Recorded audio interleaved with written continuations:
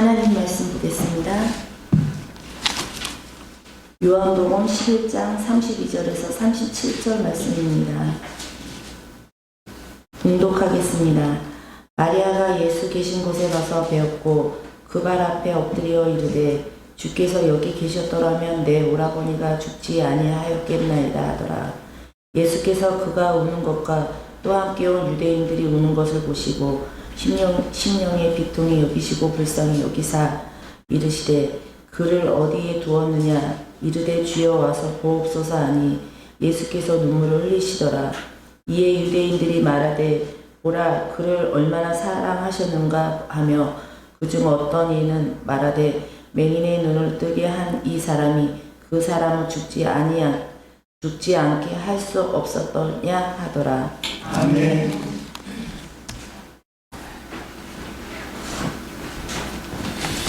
네, 자주 말씀드리는데요. 마태, 마가, 누가 이 세 권의 복음서는 보는 관점이 같다 해서 공광복음이라고 하고요.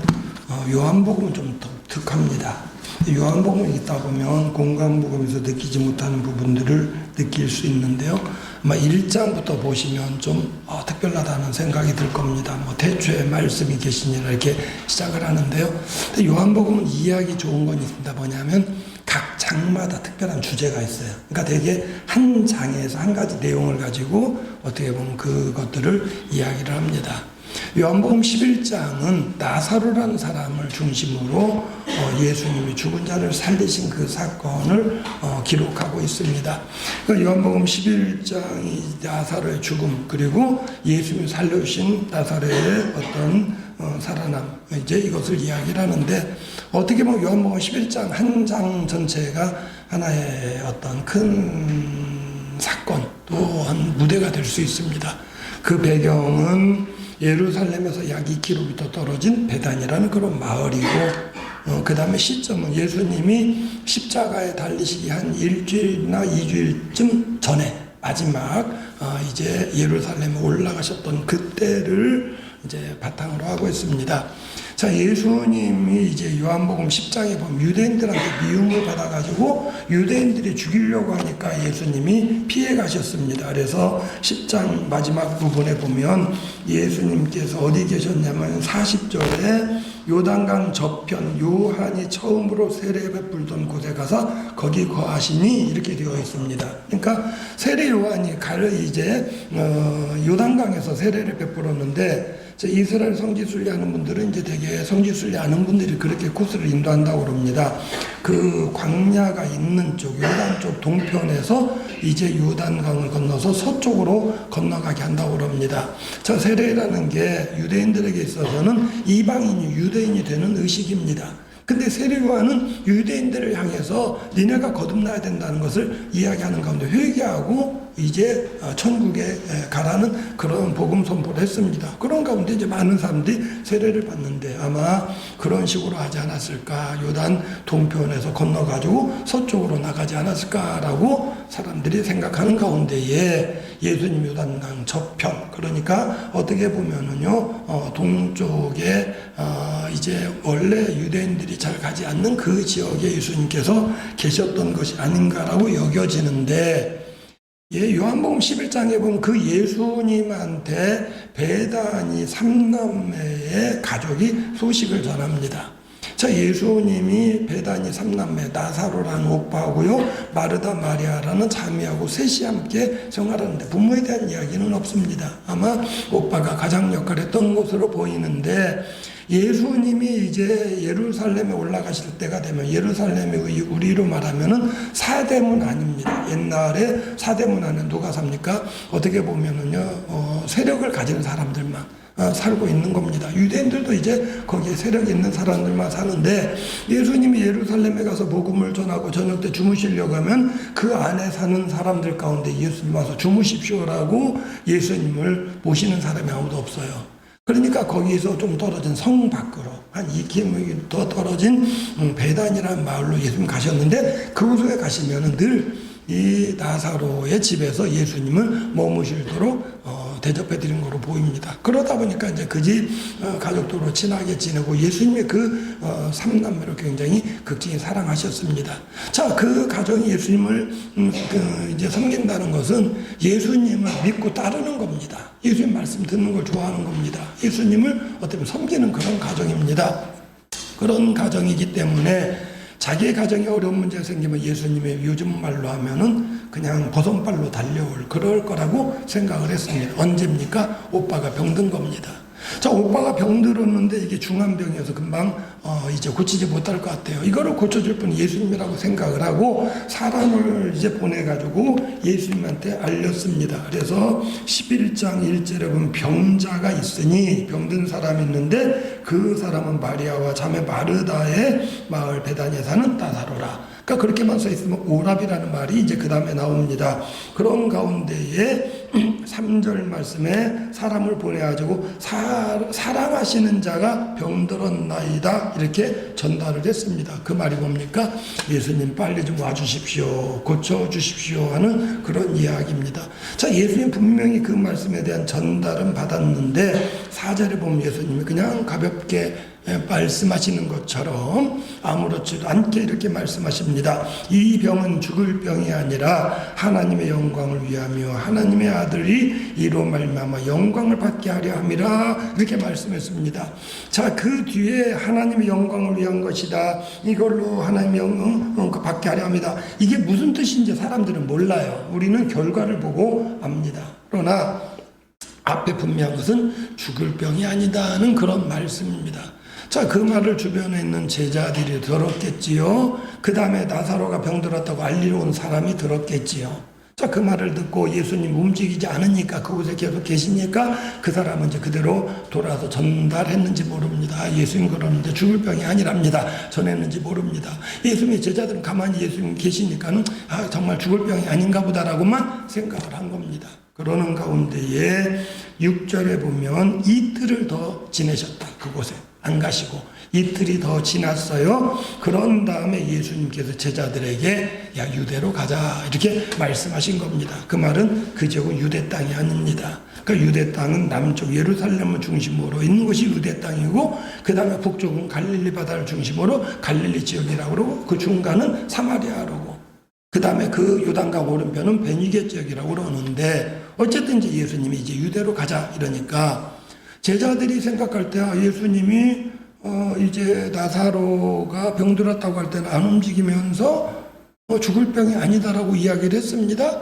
그래놓고 유대로 가자 그러니까 이 요한복음 10장의 마지막 부분이 뭐냐면 유대 지역 사람들이 예수님을 죽이려고 하니까 피신간 거거든요. 그런데 유대로 가자 그러니까 제자들이 의문을 제기하면서 8절에 말합니다. 아니 얼마 전에도 8절에 방금이란 말이 얼마 전이란 이야기거든요. 얼마 전에도 유대인들이 돌들어 치려고 그랬는데 왜 그리 갑니까? 라고 이야기를 합니다. 예수님이 이제 낮이기 때문에 낮에는 사람들이 실족하지 않는다. 이 제자들 이해하기 어려운 말입니다만 그렇게 말씀하시면서 말씀하시기를 가자는 이유가 뭐냐면 내 친구 나사로가 잠들었도다. 깨우러 가자. 이렇게 말씀하셨습니다. 그러니까 제자들은 보통요 아플 때는 어떻습니까? 잠도 못 자요. 아플 땐 잠도 못 자고요. 그러는데 이제 어쩌다가 이제 편하게 잡니다. 아프던 사람이 잠든다는 거 뭐냐면 이제 나을 때가 됐다는 겁니다. 이게 일반적인 상식입니다. 그러니까 제자들도 예수님이 잠들었다 깨우러 가자 그러니까는 예수님 잠들었으면 낫겠네요. 이렇게 이야기를 합니다. 왜요? 유대로 가는 게 두려운 겁니다. 방금도 돌대로 치려고 했는데 어차피 낫겠다면 그 다음에 잠들었다면 왜 깨우러 갑니까? 이런 의미로 이야기를 합니다. 그럴 때 예수님께서 분명하게 말씀하십니다. 나사로가 죽었느니라. 죽었으니까 가자는 이야기입니다. 자, 여기는 오늘 말씀을 설명하기 위한 배경이고요. 오늘 말씀은 처음에 나사로의 죽음에 대한 알림 그리고 예수님 가자는 말씀 그리고 나중에 이제 이 나사로를 살리신 내용이 있는데 이 전체의 스토리 가운데 오늘은 딱 오늘 봉독한 그 부분만 떼어서 하나님의 말씀의 의미가 무엇인지 살피려 합니다. 어떤 부분입니까? 예수님이 이제 그 나사로의 집에 가셨을 때에 그 여동생을 만나고 대화하는 부분 그리고 사람들이 예수님께 하시는 말씀 그런 부분인데 그 오늘 말씀 가운데 예수님께서 33절에 심령의 비통이 여기셨다는 그런 말씀이 나옵니다. 예전 성경 기억하십니까? 통분이 여겼다고 되어 있습니다. 그리고 오늘 말씀 또 38절, 7절까지 읽었는데요. 37절 어떤 사람이 말하는 걸 듣고 예수님께서 다시 속으로 비통이 여기셨다. 옛날에 통분이 여겼다는 말씀인데 예수님의 비통함에 대해서 우리가 함께 묵상해 보려 합니다. 자, 비통하다는 말이 언제 쓰는 말이냐면요. 이 비라는 말, 우리말은 한자 말을 우리가 가져다가 쓰고 있습니다. 그러니까 글로 쓰기에는 한글로 쓰지만 내용은 한자의 뜻을 품고 있는데 이 비자는 슬플 비자입니다. 슬플 비자인데 통자는 아플 통자입니다. 슬픔이 아프게 슬픈 겁니다. 어떻게 보면은요, 사람이 굉장히 슬플 때가 있는데 되게 슬픔은요 그냥 가볍게 마음이 슬프다 이 정도가 아니고요, 정말 찢어지게 아픈 슬픔이 있습니다. 어떤 때는 그것이 우리의 좋은 의미로 되지만 어떤 때는요 조금 안 좋은 의미로도 쓰여지는데, 오늘 33절에 예수님의 비통이 여기는 것, 38절에 비통이 생각하는 것 조금 차이가 있습니다만은 오늘 예수님 비통이 여기신 것이 무슨 의미고 그것이 오늘 우리와 어떤 관련이 있는가 본문을 중심으로 잠깐 살피려고 합니다. 첫째, 예수님이 이제 배단위로 향하시는데요. 배단위로 향하신 예수님의 마음은 어떤 마음이겠습니까? 예수님은요, 결과를 아시는 분입니다. 처음에 아프다, 병들었다는 소식을 들었을 때에 죽을 병이 아니라고 했습니다. 왜요? 죽을 걸 아셔요. 그러나 죽을 걸 알지만 예수님께서 능력으로 살리실 결과를 아시는 겁니다. 예수님께서는 어떻게 보면은요, 병들었다고 가족들은 그냥 안타깝게 여기면서 막 조마조마하는 가운데 예수님 좀 빨리 좀 와주세요. 그런 마음으로 사람을 보냈는데 예수님 태연하게 죽을 병 아니야 그랬고 이틀을 더 계셨거든요. 왜 그렇습니까? 예수님은 결과를 아시기 때문입니다. 예수님 결과를 아시는데 그 결과가 빨리 가서 고쳐줘야지 이거보다는 나사로가 죽은 다음에 살리시는 것이 하나님 앞에 더 큰 영광이 되기 때문에 처음에 예수님 와달라고 할 때 죽을 병이 아니다라고 말씀하시면서 하신 말씀 가운데 어떤 말씀이 있습니까? 이 병은 죽을 병이 아니라 그래놓고 하나님의 영광을 위함이요 하나님의 아들이 이로 말미암아 영광을 받게 하려 함이라 분명히 이렇게 말씀하셨습니다. 하나님의 영광이란 것은요, 예수님을 통해서 나타나는 일이 누구가 하시는 일이냐? 하나님 하시는 일입니다. 하나님 하시는 일을 누굴 통해서 하시느냐? 예수님을 통해서 하시는 겁니다. 그러니까 일의 결과는 하나님의 영광이지만 그 과정은 예수님께 영광이 되도록 하신다는 겁니다. 자, 우리 생각에요, 병든 사람을 고치는 것하고 죽은 자를 살리는 것하고 어느 게 더 큰 능력입니까? 당연히 말할 필요도 없지요. 예수님이 그동안에 많은 병자를 고치셨는데 죽은 자를 살리신 사건 몇 번 없습니다. 그러나 죽은 자를 살리신 사건 가운데서도 회당장 야이로의 딸을 살리신 것은 금방 죽었어요. 사람들이 이제 죽었다고 이제 곡하는 사람들 불러도 곡하고 있는데 예수 와가지고 야, 아이가 죽은 게 아니라 잔다. 사람들이 우리가 죽은 거 아는데 비웃고 있는데 예수 살리셨거든요. 분명한 것은 그것은 죽은 지 금방, 어떻게 보면은요, 나중에 사람들이 이거 그거 아직 안 죽었는데 사람들이 잘못하는 거 아니야 라고도 생각할 수 있습니다. 한 번은 과부의 아들이 죽었는데 관을 메고 가는데 예수님께서 관을 멈추게 하시고 장례행렬을 멈추게 하시고 관을 내려놓게 한 다음에 살리시는 사건이 있습니다. 그런데 오늘 이 나사로는요, 그거하고도 더 다릅니다. 이 죽어가지고 이미 무덤에 안치했어요. 그러니까 제가 어릴 때는 이게 이해가 안 됐던 게, 우리는 무덤에 안치하면 어떻게 합니까? 그 다음에 이제 이 흙을 덮고 그 다음에 분봉을 세우고 그 다음에 사실은 그 안에 사람이 살아나도 못 나올게 만드는 것 같아요. 근데 유대의 관은 뭐냐면 유대인들은 굴을 파가지고 그 안에 관을 올려놓는 겁니다. 그러니까 죽지 않았으면 살아나면은 나올 수 있어요. 우리가 아는 대로 요한복음 11장 보면 예수님께서 나사로가 나오라 그러니까는 죽었던 나사로가 일어나가지고 뚜벅뚜벅 걸어 나오는 겁니다. 근데 배로 몸을 싸놨으니까 이게 불편하니까 야, 이 배를 풀어줘가지고 좀 걷게 해줘라 이렇게 말씀하시거든요. 근데 어쨌든 유대인들이 예수님이 무덤 앞에 오셨을 때 야, 무덤은 이제 치워라 그러니까 아이고 벌써 사흘이 되어가지고 냄새가 납니다 이렇게 이야기하거든요. 근데 그런 나사로를 살리셨기 때문에 이게 소문이 나가지고 12장에 보면 12장 11절 말씀에 나사로 때문에 많은 유대인이 예수를 믿음이로라 이렇게 말씀하고 있습니다. 이게 이 나사로를 살림으로 인해서요, 그동안에 예수 믿지 않았던 사람들, 특히 유대적 사람들이 막 예수를 믿게 되었다는 것, 즉 하나님께 영광을 돌리게 되었다는 그런 말씀인데, 예수님은 나사로로 인해서 영광을 받으실 거고 하나님께 영광이 될 거라는 걸 아십니다. 그러시는 가운데 이제 베다니로 향하는데 마음이 뭐냐면은 제자들은 마음이 무겁습니다. 왜요? 자꾸 말렸던 이유가 뭐냐면은 유대 사람들이 예수님을 죽이려고 했고, 그 다음에 또 얼마 되지 않기 때문에 유대인들이 예수님을 기억할 거고, 가면 어떤 방해를 할지 모르는데 예수님이 간다고 그러니까 이 제자들은 두려워하고 있는 겁니다. 그러나 예수님의 걸음은, 제자들은 다시 가는 걸 두려워하고 주저하고 있지만 예수님은 어떻게 보면은 힘있게 유대를 향해 가십니다. 왜요? 하나님의 영광을 위해서 하실 일이 있기 때문입니다.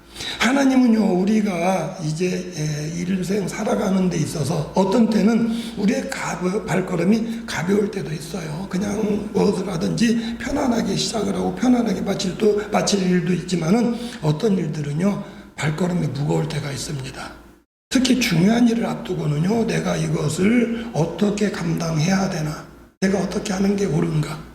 아마 어제 탄핵 투표하는 데 있어서 민주당 의원들이야 당연히 이게 사명이라고 생각을 하고 탄핵 투표에 참석했겠지만, 국민의힘 국회의원들은 많이 고민했을 겁니다. 과연 내가 들어가야 되나 말아야 되나. 이제 나중에 당론이 이제 들어가기는 결정했지만, 내가 여기에 탄핵에 찬성한다고 투표를 해야 안 되나, 아니면 아니라고 반대한다고 투표를 해야 되나. 아마 그 발걸음이 달랐을 겁니다. 우리 인생길이요, 사실은요, 그런 것처럼 내가 가는 데 있어서 과연 내가 여기 들어가야 되나 말아야 되나, 내가 여기에 참여해야 되나 말아야 되나, 그런 일들이 있을 때가 있습니다. 중요한 거는요, 내가 가는 길에 하나님이 함께 하시고 이것이 하나님의 영광이 된다고 하면은요, 이 걸음은 부담이 없습니다. 예수님은 유대인들이 죽이려고 했지만 그 예수님이 가시는 길에 있어서 하나님의 영광을 나타내는 일이라 생각했기 때문에 그 걸음이 주저가 없었고, 더 나아가서 하나님께서 함께 하시는 가운데 좋은 결과를 이룰 것이라 믿기 때문에 담대하게 걸어갈 수가 있었습니다. 우리 믿는 자들에서 필요한 건 뭐냐? 예수님의 발걸음 같은 걸음입니다. 내가 가는 걸음 가운데 하나님 함께 하셔요. 그리고 내가 하는 일을 통해서 하나님께서 영광 받으시기 원하시는 겁니다. 그거 뭡니까? 내가 기도하고 나아갈 때, 내가 나아가는 길에 하나님 함께 하신다 믿음이 있을 때 우리는 걸음에 주저함이 없습니다. 내가 가는 일이 무슨 길인지, 내가 하려는 일이 무엇인지를 먼저 살펴보시기 바랍니다. 내가 지금 가는 길이 이게 정말 국회의원들 같은 경우에는 내가 지금 가는데 이게 정말 국민들에게 유익한 길인가, 아니면 이게 국민들에게 해가 되는 길인가. 되게 주저하는 게 뭐냐면요, 이 국민들에게 유익을 따지지 않냐고 자기의 유익을 따지니까 주저하는 겁니다. 야, 이거 해가지고 탄핵되면 우리 당에 손해되는 거 아닌가, 이거 탄핵했다가는 내가 우리 지역 주민한테 내가 불리한 표 받는 건 아닌가, 우리 지역 주민들은 보수주의자가 많은데 내가 나중에는 국회의원 되는데 지장있는 건 아닌가. 이제 이런 걸 생각하니까 무거운 겁니다. 제자들은 뭐냐면 자기들 안위를 생각하는 거예요. 자기들 안위 생각하는 건데, 예수님 얼마 전에도 그 사람들을 돌들어 치려고 했는데, 그러니까 예수님 가자 그러니까, 야, 이번에 갔다가 돌 맞아 죽는 거 아니야? 이런 생각을 하니까 발걸음이 무거운 겁니다. 그러나 예수님은요, 분명했습니다. 왜 갑니까? 깨우러 가는 겁니다. 나사로가 잠들었다, 깨우러 가자. 아유, 잠들었으면은요 나을 거예요, 가지 않아도 돼요. 아니다, 죽었느니라. 죽었기 때문에 살리러 가겠다는 겁니다. 우리가 가는 걸음은요, 살리는 걸음이 되어야 됩니다. 내가 어딜 향해 가고 있습니까? 무슨 목적으로 가고 있습니까? 누군가를 죽이려는 살인자처럼 살기를 띄고 가는 겁니까? 아니면 죽었던 사람을 살리려고 사명을 가지고 달려갑니까? 주님은 우리의 걸음이요, 살리는 걸음이 되기를 원하시는 겁니다. 그럴 때에 사람들이 돌을 들고 치려고 하지만 두려움이 없습니다. 하나님 함께 하실 거 믿기 때문입니다. 하나님 우리가 살리는 걸음으로 걸어가기를 원하는 바, 베다니를 향해 걸어가신 예수님처럼 담대하게 나아가시는 성도님들의 걸음이 되시기를 주의 이름으로 부탁을 드립니다. 두 번째로 예수님이 이제 먼저 그 나사로의 여동생들을 만납니다. 21절에 보면 마르다라는 언니입니다. 그러니까 언니, 이게 우리가 언니인 줄 분명히 아는 게 다른데 누가 보면 그런 내용이 나오잖아요. 예수님이 계시는데 마르다가 예수님 대접하려고 막 음식하다가 동생이 철없이 예수님 무릎 앞에 앉아가지고 말씀만 듣고 있으니까 선생님 내 동생이 철이 없는데 나 좀 도와주라고 말씀하세요. 이게 나오거든요. 근데 그 마르다도 예수님 굉장히 어떤 면에서 위해주는 사람입니다. 그런 가운데 예수님 만나자마자 뭐라고 그러냐면 21절에 예수님 주께서 여기 계셨다라면 우리 오빠가 안 죽었을 텐데요. 자, 우리 신앙인들이 아쉬워하는 게 뭐냐면 아이고 그때 그렇다라면 이렇게 됐을 텐데요 하는 겁니다. 우리 신앙인은요, 엄밀히 말하면은요 후회하지 않습니다. 내가 실수하고 내가 잘못했어도 하나님 앞에 하나님 내가 잘못했는데 회개하지만 회개하면요 그 다음에 돌아보지 마세요. 맨날 뒤돌아보고 아이고 내가 그러지 말걸 내가 이렇게 할걸 저렇게 할걸 이게 뭡니까? 뒤만 돌아보면 앞으로 못 나가요. 우리 신앙인은 앞을 보고 표대를 향해 앞으로 나가는 겁니다. 사실은 이 사람이 후회하는 게 자기를 후회하는 게 아니라 아이고 예수님 오셨더라면 좋았을 텐데 예수님 그때 안 와가지고 돌아가셨어요. 뭐냐면 다소 원망이 들어가 있는 겁니다. 하나님이 하신 일에는 후회하심이 없으셔요. 주님이 하시는 데 후회가 없습니다. 주님의 섭리 가운데 때로는 우리를 고난 가운데 넣기도 하지만 아이고 내가 그때 안 그랬다는 아니에요. 하나님 오히려 그걸 통해 나를 단련시키시는 겁니다. 오히려 그걸 통해서 영광 받으시는 겁니다. 아이고 예수님 그때 오셨다면 우리 오빠 안 죽었을 텐데요. 아니에요. 오빠가 죽도록 주님 내버려 둔 이유가 뭐냐면은 더 큰 영광 받으시기 위한 것입니다. 내가 당하는 고난이 때로는요 주님께 더 큰 영광이 될 수 있어요. 우리는 물론 내가 무조건 잘해놓고 뻔뻔하게 난 잘못한 거 하나도 없어 이렇게 말하는 사람이 되자는 게 아니라 내가 순간순간 돌아보면서 잘못한 거 내 스스로 인정을 합니다. 하나님 내가 이렇게 해야 되는데 잘못했습니다. 회개합니다. 그러나 회개한 다음에는요 돌아보지 아니하고 앞을 향해 나아가는 겁니다. 그리고 주님이 하시는 일에 아이고 주님 그때 그렇게 했으면 좋았을 텐데 아니에요. 주님이 하시는 일은 후회가 없습니다. 자, 예수님이 그때 계셨더라면 죽지 않았을 텐데요. 그러면서 그래도 미련을 가진 것처럼 말합니다. 그러나 이제라도 예수님이 뭔가 하실 줄로 믿습니다. 라고 이야기를 합니다. 근데 사실은 뭔가 해주길 바랬지만은요, 정확히 뭔지는 몰라서 왜? 차마 예수님이 살려줄 거라는 거기까지 기대를 안 한 겁니다. 예수님 그러나 분명히 말씀은 네 오라비가 다시 살 것이다. 그 말씀에 대해서도 우리가 마지막 날 부활 때가 있으니까 그때는 살겠지요 라고 다시 말하는데 예수님이 말씀하십니다. 아니다. 나는 부활이요 생명이 나를 믿는 자는 죽어도 살겠고 무릇 살아서 나를 믿는 자는 영원히 죽지 아니하리라 말씀하셨습니다. 그랬는데 이제 이 언니가 그래 동생 생겨가지고 동생한테 쓱 가가지고 야 선생님도 찾아 이렇게 이야기를 합니다. 그러니까 그 마르다가 예수님 앞에 달려오는데 예수님이 막 달려가니까 막 동생이 울고 있다 달려가니까 사람들은 오빠 무덤에 가서 곡하는 줄 알았다고 씁니다. 31절에 보면 유대인들은 그가 곡하러 무덤에 가는 줄로 알았는데 예수님한테 달려가서 예수님 앞에 엎드립니다. 그 발 앞에 엎드려서 똑같은 이야기를 합니다. 예수님이 여기 계시지 않았다라면 우리 오라버지가 죽지 아니었을 텐데요 라고 이야기를 합니다. 그러면서 엉엉 울어요. 그러니까 그 우는 모습을 보면서 함께 있는 유대인들도 함께 웁니다. 이 사람의 마음이 약한 게 뭐냐면 안 울다가도 다른 사람이 슬피 울면은요 눈물이 나와요.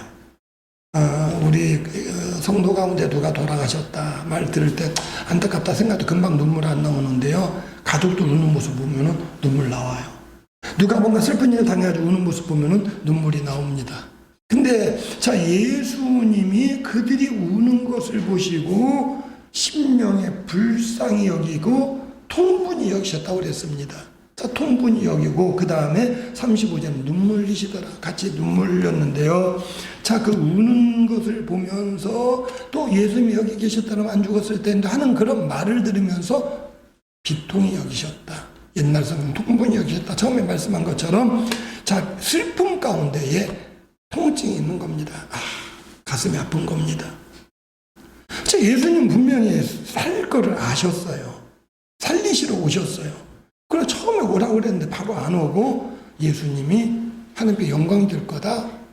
죽을 병이 아니다라고 말씀하셨어요. 그런데 그 예수님이 왜 비통히 여기고 왜 눈물을 흘리셨는가?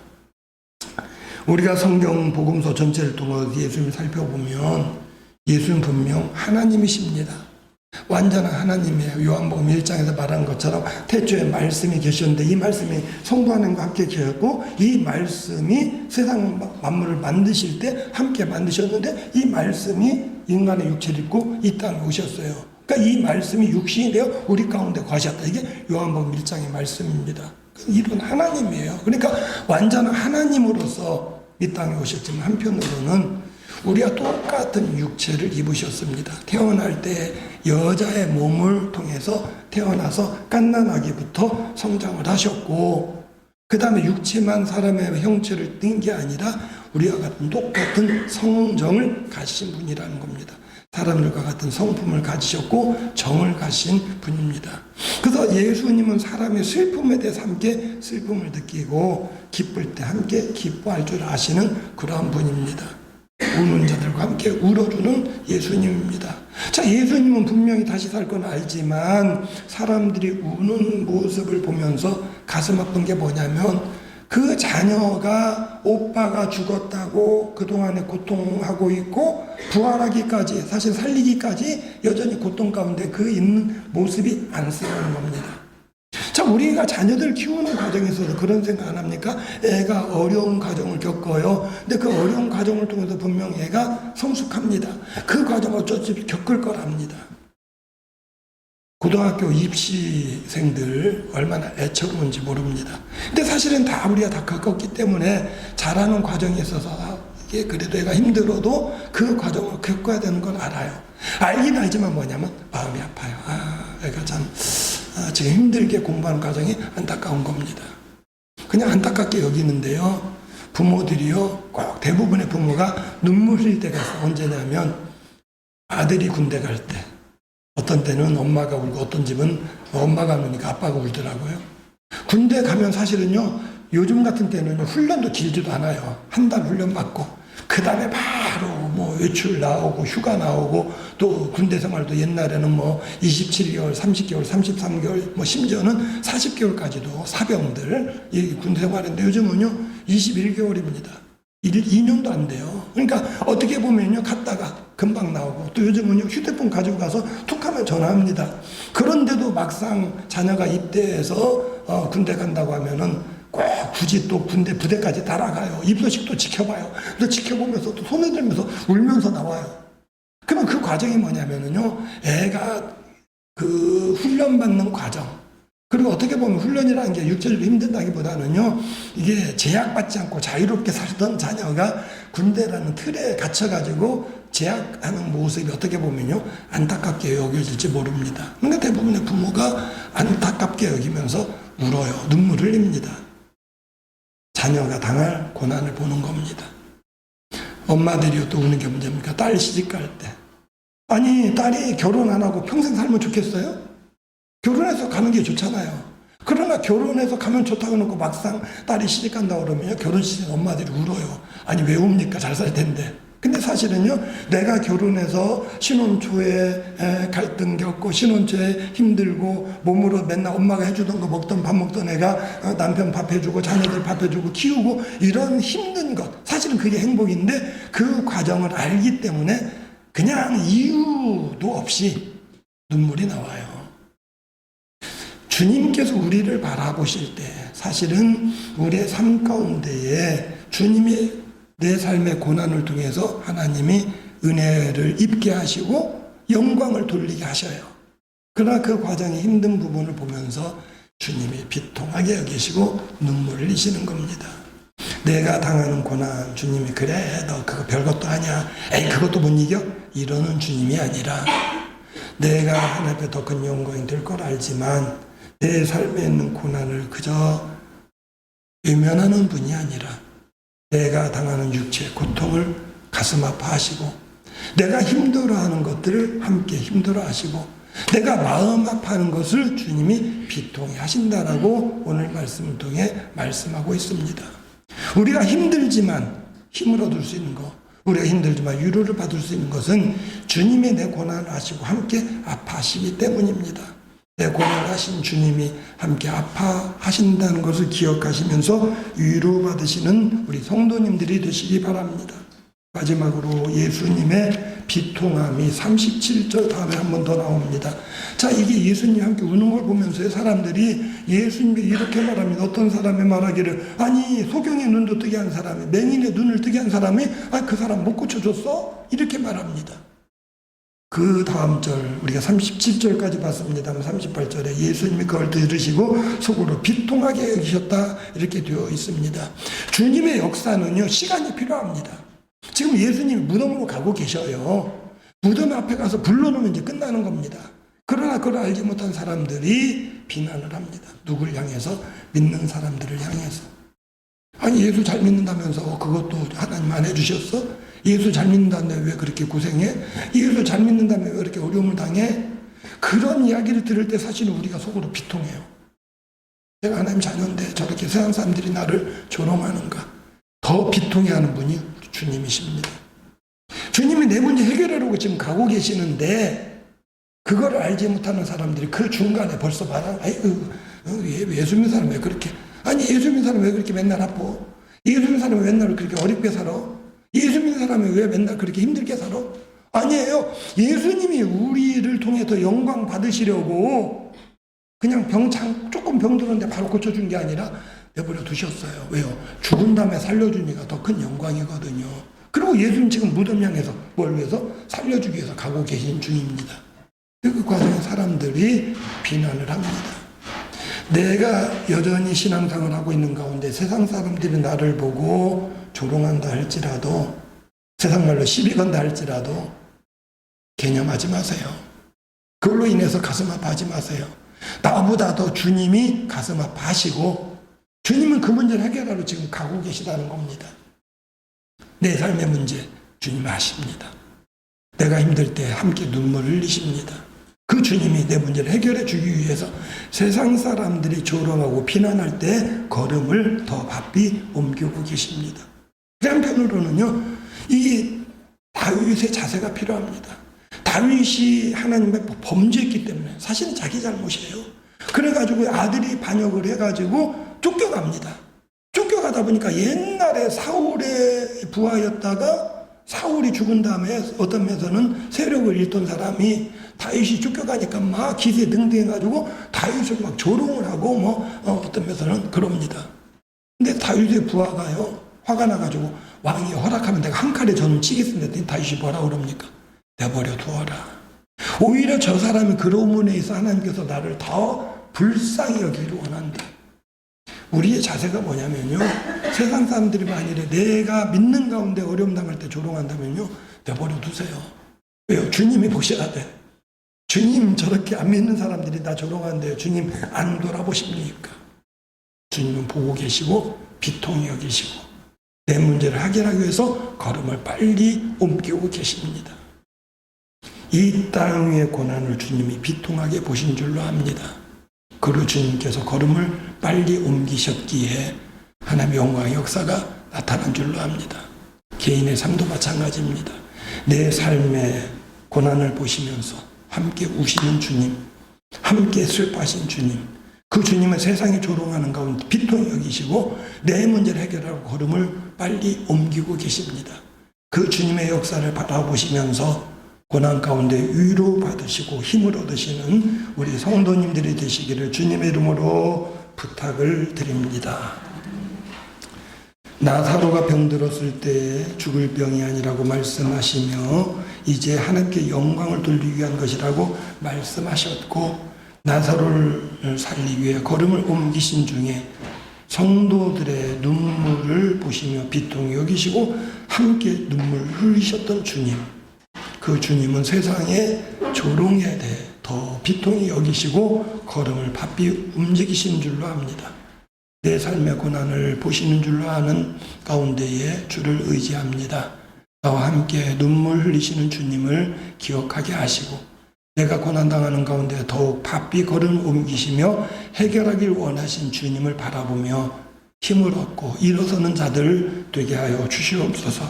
예수님의 이름으로 기도드리옵나이다. 아멘.